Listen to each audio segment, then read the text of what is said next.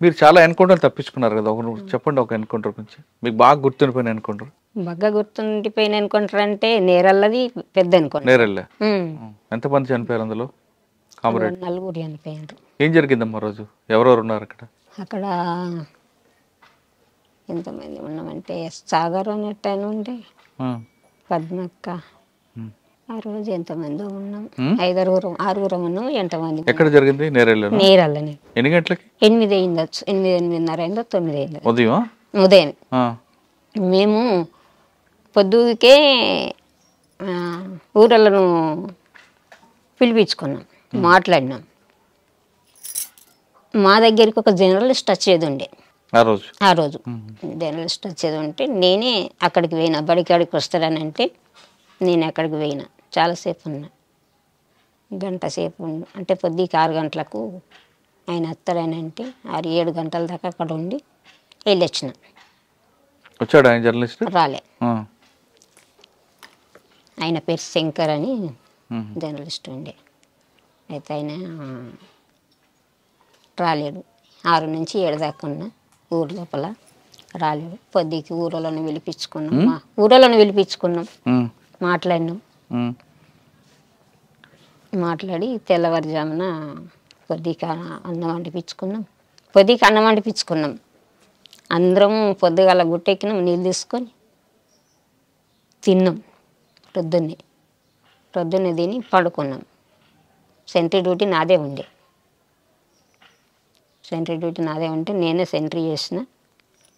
మళ్ళీ తర్వాత నా సెంట్రీ అయిపోయిన తర్వాత ఇంకొక ఆయనది సెంట్రీ ఉండే. ఆయన నా పక్క పొంటే ఉన్నాడు. ఇంకొక ఆమె రాసుకుంటున్నది. వీళ్ళేమో నిద్రపోయింది. లక్ష్మణ్ సెంట్రీ డ్యూటీ నీదే ఎక్కువ అని చెప్పాను. ఇక అన్నవల్ల ఆయన సెంట్రీ ఎక్కిండు. ఆయన సెంట్రీ ఎక్కిన వల్ల ఈమె లేచింది, ఇంకొక ఆమె లేచి బయటకు పోయి వచ్చింది. ఆమె ఏదో టాబ్లెట్ వేసుకొని అక్క నువ్వురా బయటకు పోదాం రానంటే గిట్లా బయటకు వచ్చినాం. వచ్చినప్పుడు ఏమీ లేదు అసలు. వచ్చి కూర్చుండి మళ్ళీ రాసుకుంటున్నాం. మేమిద్దరమే రాసుకుంటున్నాం. రాసుకునే టైంలోనే ఈ సెంట్రీ ఆయన ఏం చేసిండంటే అక్క అయ్యము సప్పుడు వినబడుతుందని అన్నాడు. నేను అన్నమల్ల ఏం సప్పుడు అని చెప్పాను. మేము తుపాకీ పట్టుకొని చూసినాం. లేచి చూసేటలకల్లా వాళ్ళు ఫైరింగ్ ఓపెన్ చేసిండ్రు. మేము ఓపెన్ చేసినాం. కానీ వీళ్ళు పడుకున్నట్టుగానే దగ్గర దాకా, అంటే వాళ్ళు మొత్తం ట్రావెలింగ్లో వచ్చిండ్రు అనుకో. మాకు వాళ్ళ తలలు ఏర్పడినాయి కానీ కూర్చొని ఎట్లా అంగి ఉండి గిట్లా వచ్చినట్టుగా లేదు. దగ్గర దాకా వచ్చేదాకా ఏర్పడలేదు. అంతకంటే ముందే ఒక ఆయన అక్క వచ్చిండు. వచ్చిన తోటి మాట్లాడినాం, పంపించినాం. ఆయన వేయిండు. పోలీసు వాళ్ళు వచ్చిండ్రు. వీళ్ళు మంచి నిద్రలో అయిపోయినరు. మేమేమో తెలతోటి ఉన్నాం. ఇవాళ పటాపట్ 3 దిశల నుంచి ఓపెన్ చేసిండ్రు. మేము తెలతోటే ఉన్నాం కనుక మేము ఓపెన్ చేసినాం. అప్పుడు మేము ఓపెన్ చేసి కొట్టుకుంటా మేము వచ్చినాం. ఇక మేము బయటకు వెళ్ళిపోయినాం. ఇక లోపల వాళ్ళు పండుకున్నట్టుగానే చనిపోయినారు. అయ్యో, అట్లా అన్నట్టు. బాధ అనిపించదా? బాధపడ్డారా? అనిపించుడేనా. మరి ఎక్కడ కలుసుకున్నారు మీ అందరూ? మరి ఎన్కౌంటర్ అయినప్పుడు పలాని ప్లేస్లో కలుసుకోవాలనేది ఉంటుంది. ఏపీటీ ఉంటుంది. ఇక వాళ్ళిద్దరు ఒక కై అయినరు. మళ్ళీ నేను ఒకదాన్ని ఒక కై అయినా. నేను ఒంటరిగా అయిపోయినా. వాళ్ళు ఇద్దరు ఒక కై అయిపోయినరు. పొద్దున్న దాకా చుట్టూ పోలీసు వాళ్ళు. ఇక నేరల్లో చుట్టూ పోలీసు వాళ్ళు. ఇక ఎక్కడ కూడా మనం గుట్ట దిగ రాకుంటున్నది పోలీసు వాళ్ళు. ఆ టైంలో ఇక పొద్దున్న దాకా ఈ టైం నుంచి మొదలు పెడితే పొద్దుగుకే దాకా పోలీసు వాళ్ళే ఉన్నారు. గుట్ట దిగరాలేదు, కిందికి రాలేదు. ఎక్కడున్నారు? గుట్ట మీద ఉన్నారు. గుట్ట మీద ఉన్నాను. మరి పోలీసు చూడలేదు గుట్ట మీద? లేరు. అంటే ఇంకో దాని మీదకైనా ఉన్నాం కానీ ఇక మొత్తం నేరల్ల అడవి పెద్దదే కదా. ఇక ఎటు పక్క పోయి దిగి చూద్దాం అన్నా కానీ పోలీసు వాళ్ళే ఉన్నారు. ఇక మొత్తం రౌండ్ అప్ ఉన్నారు. ఇక ఎటు దిగరాలేదు. పూర్తిగా పొద్దు గూకేదాకా దిగలే. ఇక ఆ రోజు నీళ్లు లేవు, ఏమీ లేవు. ఇక మళ్ళీ పైరింగులకి వెళ్తే పైరింగులో దూపు అవుతుంది కూడా, నోరాడిపోతుంది కూడా. కానీ ఆ రోజు అయితే ఎట్లంటే ఈ కాళ్ళ మధ్యలో నుంచి, ఏళ్ళ మధ్యలో నుంచి, చెవుల మధ్యలో నుంచి ఇట్లా వెళ్ళిపోయినాయి కానీ మనకెందుకు అది పూర్తిగా రాకలేవు అనుకో. ఇక కొంచెం కొంచెం ముక్కలు ముక్కలు తాకినాయి ఇట్లా కాళ్ళకు. ఎలా పరిగెట్టావు మా గుట్టల్లోంచి?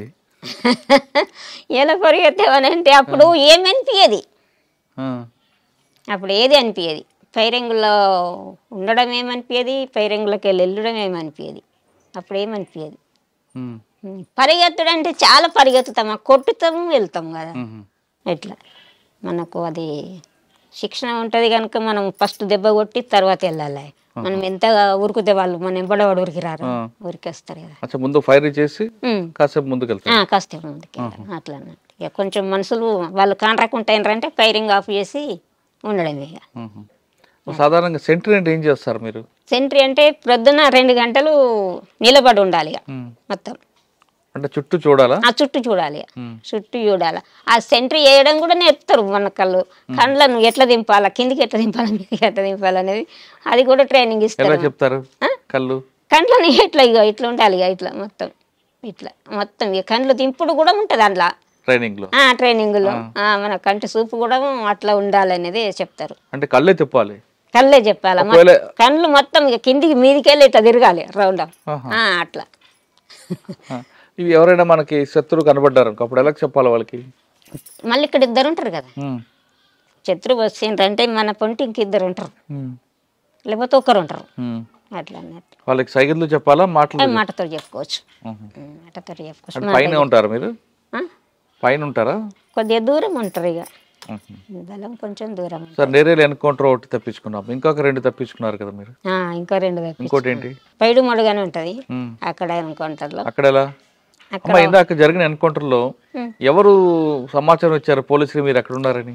అది సమాచారం ఎవరు ఇచ్చిండ్రు అనేది కూడా నాకు తెలియదు. తర్వాత ఏంటంటే ఈ జర్నలిస్ట్ అయినట్టయిననే పోలీసు వాళ్ళు మళ్ళీ జాడకు లేకుండా పంపించారు. ఆయన పత్రిక లేకుండా హైదరాబాద్ పంపించేసారు, అడ్రస్ లేకుండా. ఆయన ద్వారా వచ్చింది సమాచారం అని అనుకున్నాం. మళ్ళీ ఏంటంటే ఆయన జర్నలిస్ట్ మళ్ళీ ఊర్లో ఉండాలి కదా, జగిత్యాల. ఆయన లేడు అక్కడ కాదు, హైదరాబాద్లో లేడు. ఇక ఎక్కడున్నది అనేది పత్తనే దొరకలేదు. మళ్ళీ నేను ఇంటికి వచ్చిన తర్వాత కూడా అడిగారు పోలీసు వాళ్ళు, మీకు శంకర్ మీద మీకు డౌట్ ఉంది కదా అని అడిగాను. ఎవరు అడిగారు? ఇక్కడ డిఎస్పీ అడిగాను.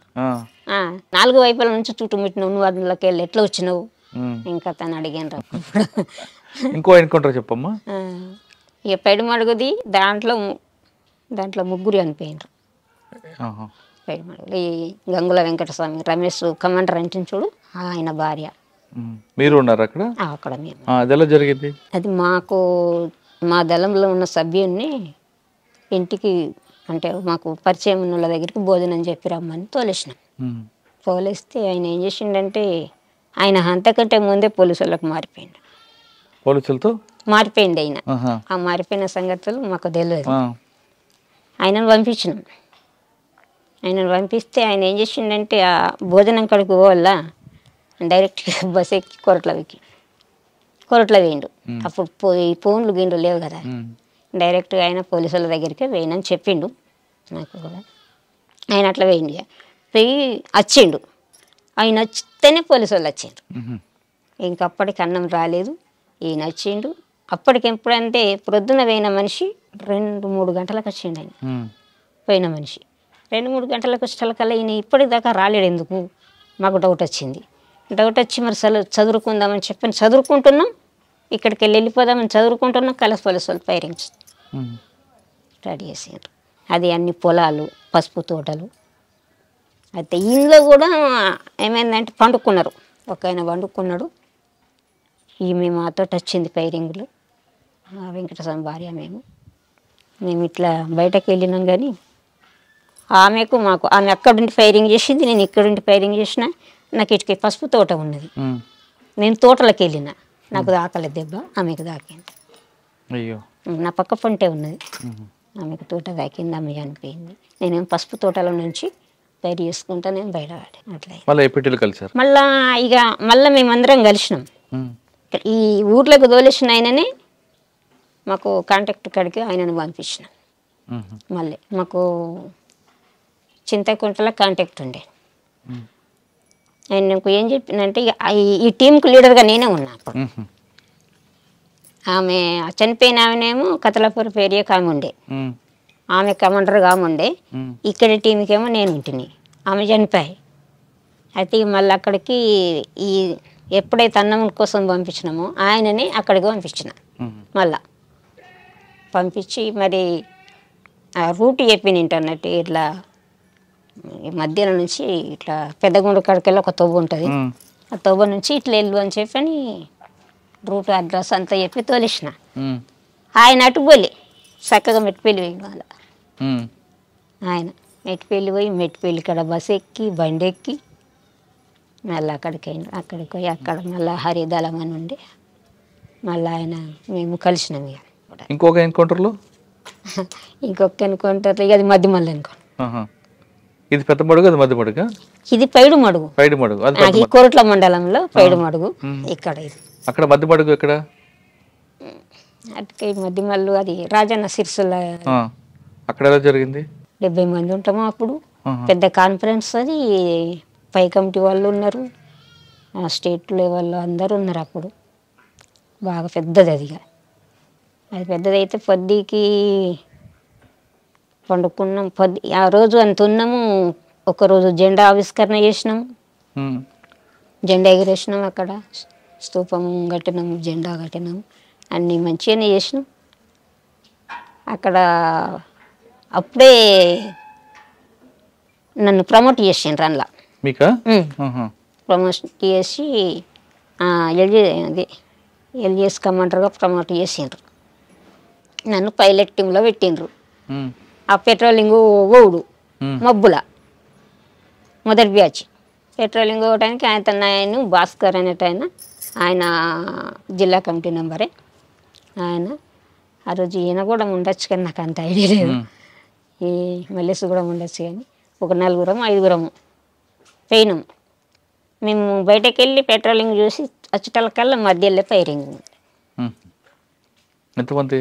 ఒక ఆమె రజిత అనేట ఆమె అనిపోయింది. ఇంకొక ఆమె కొత్తగా వచ్చింది, అప్పుడే 12 రోజులు గడిచింది ఆమె వచ్చి. ఆమె ఒక్క ఆమె అనిపోయింది. ఒక ఆయన స్టేట్ లెవెల్ పసల రామారెడ్డి అనేట. ఎవరు ఇచ్చారు ఇన్ఫర్మేషన్? అది ఎవరు ఇచ్చిండ్రు అన్నది అదేం తెలియలేదు. పసల రామారెడ్డి అనేట ఆయన స్టేట్ కమిటీ మెంబరు. మా సిరిసిల్లో పనిచేస్తున్నప్పుడు జనశక్తి వాళ్ళు ఇప్పుడు ఎదురుపడలేదు? పడ్డారు. మరి వాళ్ళకి మీకు బాగా యుద్ధం జరిగేది కదా? ఫస్ట్లా అంటే అట్లా ఉండేది కానీ తర్వాత వాళ్ళు ఏమనలేరు. ఇక అలా తగ్గిపోయింది కూడా మళ్ళీ.